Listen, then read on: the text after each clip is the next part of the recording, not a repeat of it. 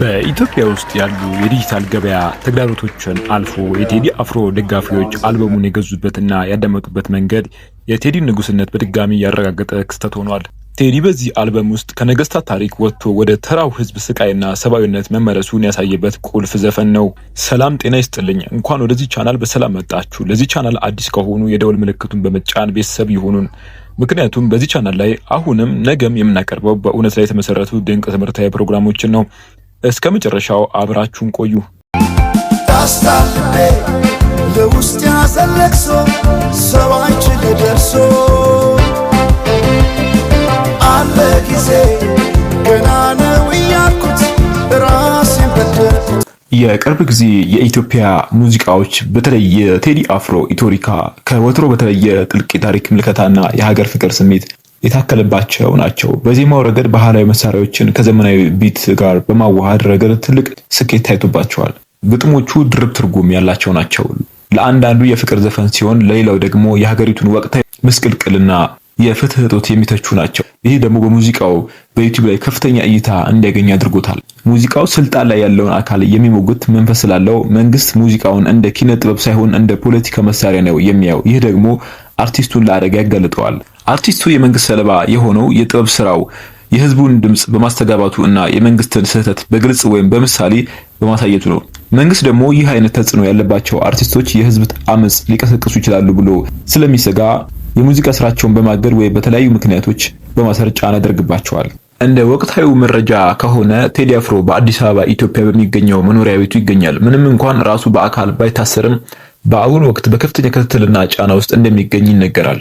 ሚያዝያ 15 ቀን 2018 ዓ.ም እንደ አውሮፓውያኑ ኤፕሪል 23 2026 ምሽት ላይ በፌደራል ፖሊስ ዩኒፎርም የለበሱ አካላት በሲኤምሲ አካባቢ የሚገኘውን የግል ስቱዲዮውን ሰብረው ገብተዋል። በወቅቱ የነበረውን ጥበቃ በመደብደብ ኮምፒውተሮችን፣ ስፒከሮችንና ሌሎች የሙዚቃ መሳሪያዎችን ወስደዋል።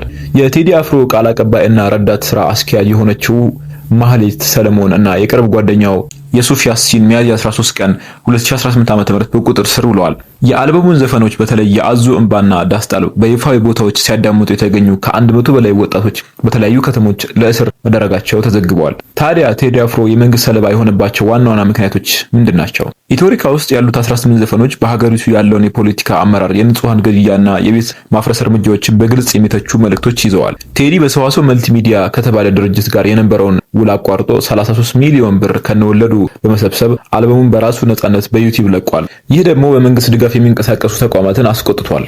አልበሙ በወጣ በአንድ ሳምንት ውስጥ በዩቲዩብ ብቻ ከ100 ሚሊዮን በላይ እይታ ማግኘቱ መንግስት የቴዲን መልእክት እንደ ትልቅ የፖለቲካ ስጋት እንዲያየው አድርጎታል።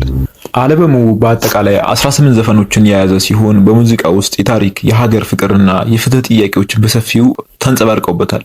ዳስጣል ይህ ዘፈን ስለ ኢትዮጵያዊነት አንድነትና ስለ አርበኝነት የሚናገር ሲሆን በተለይ አረንጓዴ፣ ቢጫ፣ ቀይ ባንዲራ በጊዜው ያለውን ክብርና በምሳሌያዊ መንገድ ይገልጻል።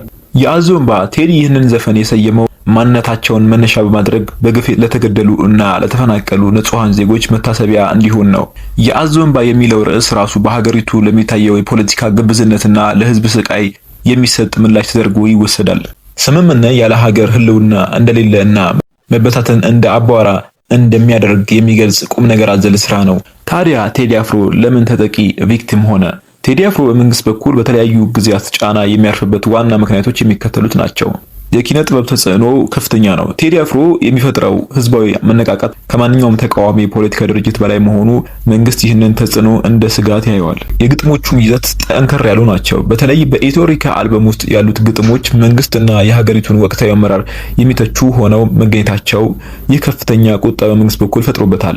አልበሙ በወጣ በጥቂት ቀናት ውስጥ የቴዲ አፍሮ ስቱዲዮ በፖሊስ መፈተሹና የሙዚቃ መሳሪያዎቹ፣ ላፕቶፖቹ መወሰዳቸው ተዘግቧል። የእሱ የቅርብ ረዳቶችና የሥራ ባልደረቦች ለእስር ተዳርገዋል። ይህ ሁኔታ አርቲስቱን በስነ ልቦናም ሆነ በስራው ላይ ጫና ለመፍጠር የሚደረግ ጥረት ተደርጎ ይታያል። ከስርጭት ድርጅቶች ጋር ያለው ውዝግብ ቀጥሏል። አልበሙን ለማሰራጨት ሰዋሰው መልቲሚዲያ ከተባለ ድርጅት ጋር የነበረው ውል መቋረጡን ተከትሎ ቴዲ ሙሉ ለሙሉ ክፍያውን መልሶ አልበሙን በራሱ ነጻነት ለማውጣት ወስኗል። በቅርቡ የደረሰበት የስቱዲዮ ወረራ እና የረዳቶቹ መታሰር አርቲስቶቹ ከፍተኛ ክትትልና ጫና ውስጥ እንዳሉ ያሳያል። ምንም እንኳን በመንግስት በኩል ጫና ቢኖርበትም በዩቲዩብ እና በሌሎች የማህበራዊ ሚዲያዎች ላይ ያለው የህዝብ ድጋፍና የአልበሙ መደመጥ እጅግ ከፍተኛ ነው። ይህ ዘፈን በአልበሙ ውስጥ በፖለቲካዊ ይዘቱ እጅግ ጠንካራው ስራ ነው። የአዞ እንባ የሚለው ፈሊጥ አንድ ሰው ሌላውን እየጎዳው ወይም እያጠፋው እንደሚያዝን ሆኖ ሲቀርብ የሚነገር ነው። ቴዲ በዚህ ዘፈን ውስጥ በኢትዮጵያ በየቦታው ለሚፈሰው የንጹሃን ደም እናዝናለን የሚሉ ግን ደግሞ ድርጊቱን ለማስቆም የማይሰሩ አካላትን ይተቻል። እንባው የሐሰት ነው የሚል መልእክት አለው።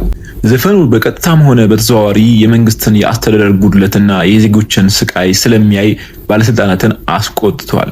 ዳስጣል የሚለው ርዕስ ራሱ ለብዙዎች እንቆቅልሽ ሆኖ ነበር።